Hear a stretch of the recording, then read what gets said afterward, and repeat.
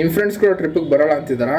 I have plan to hack it. ಎಲ್ಲೋ ಮಿತ್ರ, monsoon start ಆಯಿತು, ಎಲ್ಲ ಗ್ರೂಪು ಟ್ರಿಪ್ ಹೋಗ್ತಿದ್ದಾರೆ, ಬಟ್ ನಿಮ್ಮ ಫ್ರೆಂಡ್ಸ್ ಮಾತ್ರ ಸೇಮ್ ರೀಸನ್ ಸ್ಟೋರಿ ಹೇಳ್ತಿದ್ದಾರೆ. I have plan to hack it. ಹೋಗೋ ಪ್ಲೇಸ್ ಫಿಕ್ಸ್ ಆಗಿ ಇಮಿಡಿಯೇಟ್ ನಿಮ್ಮ ಫ್ರೆಂಡ್ಸಿಗೆ ಕಾಲ್ ಮಾಡಿ, ಅರೆ ಲಾಡ್ಜಿಂಗ್ ಆಫರ್ ಇದೆ ವಿತ್ ಫ್ರೀ ಟ್ರೈನ್ ಟಿಕೆಟ್ಸ್ ಅಂತ ಹೇಳಿ.